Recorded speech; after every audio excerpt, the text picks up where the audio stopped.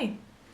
Okay, so we're gonna do another video this week, and we enjoyed the one last week, and we got a great response. So I'm bringing back my special guest host here for another round. So I am the non-lawyer Right. of this pairing. And so one of the questions that we had last week that I think is useful for a discussion this week is someone asked, can I do a will in my own handwriting?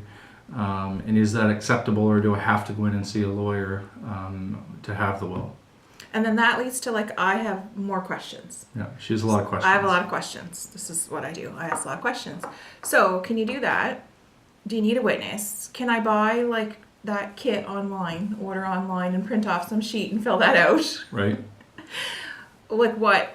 Yeah. So you start and I'll... So you can do a handwritten will. It's called a holographic will, and in most provinces that's allowed.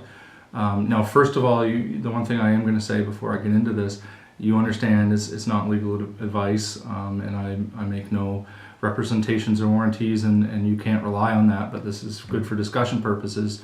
Most provinces, maybe all, but most of them would have a statute that allows for a holographic will in your handwriting. And actually there's a story that's often quoted by people that a gentleman many years ago, I don't know all the details, got pinned by his car and knew that he was about to die, and actually carved his last will and testament into the fender of his car. Oh, really? Before he died, and it was probated. Which means it was proved to the court that was acceptable, and that was what his wishes were. And so just so you know that wow. Yes, you can have that handwriting aspect there. And let's try to avoid the need for that. Let's try to avoid you carving it into your car. And I mean, now that gets into kind of what your questions are, and I'm going to go into those and some of my kind of personal pet peeves on these things. Yes, you can do the will kits. They're for the most part, they're absolutely legal. I've seen many of them. They meet the minimum standards in the province of New Brunswick. However, one of my issues with it is sometimes there's wording in there that sometimes it says and or, and then you go to register it in land titles, or you go to do something with a will, and it's not quite clear of who the person intended to be their executor or something like that. And so it's never caused a problem yet, but I've seen a couple of those will kits where I've kind of become uncomfortable and said, it could possibly cause those issues.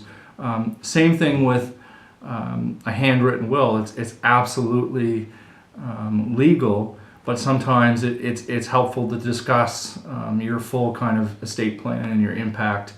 Because it's really part of a bigger picture, right? Right. It's a very personal.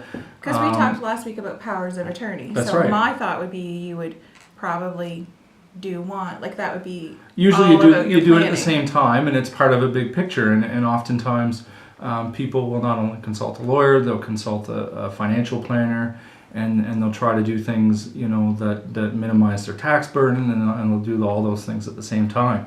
And so I like to think of it that way, and I like to have it as a big picture, and sometimes I think that when you go and you buy those will kits and you're not quite thinking about all the possible reactions and everything, and you're not having a discussion with a lawyer, then that leaves those things out. But again, it's perfectly legal, just a personal... Okay, that's good. I like that's a good answer. Yep. Very balanced. I'm glad you like it. It's important to keep me happy. So what happens if I were to die and I didn't have a will?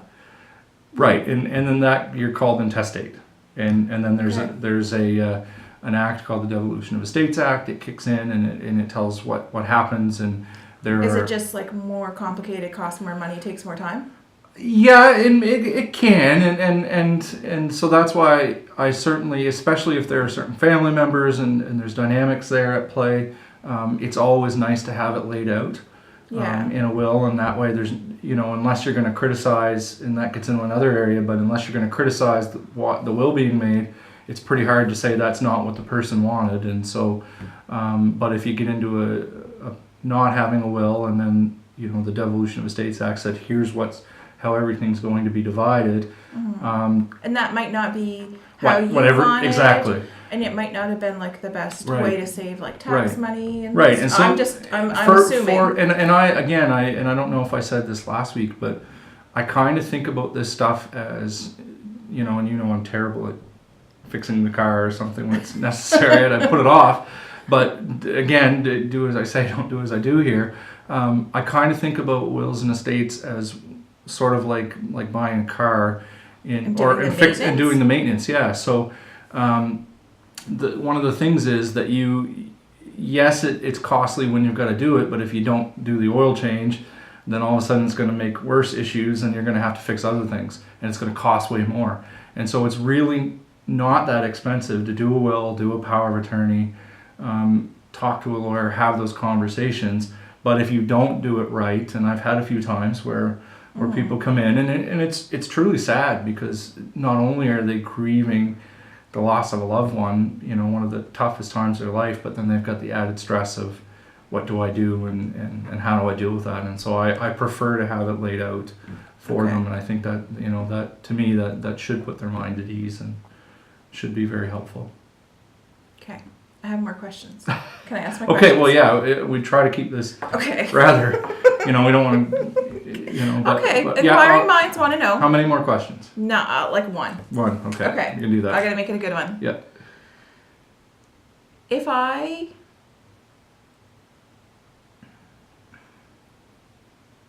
This isn't going to get too far I gotta into make legal advice, is it? No, it's not gonna get too far into legal advice. How often should you update your will? Well, there's because I was coming up with a whole scenario, so I'm letting go in the scenario, and I'm just asking you the question. There's certain checkpoints, I think, in your life that you want to think about it. When you buy a new home, is usually a good time to start thinking about this stuff, because you've got your biggest asset that you're probably ever going to have. Mm-hmm. I think when you're looking at retiring, and then if marriage or divorce, actually marriage nullifies it, and so that's basically. Okay, and I have one last question. Sure. Okay, can I put in my will who I want to look after my kids when I die, or is that a totally separate thing? You can, yeah, and I think that a lot of people do, and they put a guardianship clause in there that deals with that, and I think that's a way to make sure that your wishes would be upheld in the event that something happens to both of us, right? And that's a smart idea, and I've seen people do that as well. So okay, you've been very tolerant of my question. Thank you. I was only supposed to have one. I asked two. That's because I get in trouble off of this video, so I do my best to So if someone wants to talk about doing a will, yeah, 325-3333, Purvis Culbert Law. She's good, easy number to remember. She's good at this.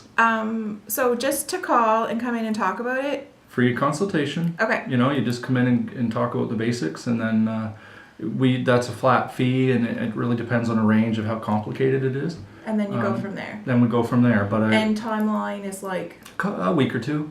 It depends on how complicated it is, right? Okay. I mean, if it's one that's a lot more complicated, then I think it takes time to talk through it and say, are you sure you want to do this and you want to do that? And we want to make sure. Sometimes there's a lot of trusts involved and things like that. But if it's very simple, then it could take a week or two, depending on our schedule. So I always like a timeline. I like to know how much it's going to cost. Yep. And I like to know how long it's going to take me. Yep. It's reasonable. I'll tell you that. Okay. We try to keep things as cost effective as possible to make that fair. Okay. Sounds good. All right. So we are going to do another video next week. We already had a couple people suggest other topics to talk about, but we're still taking them in. Please submit them online to Chantel.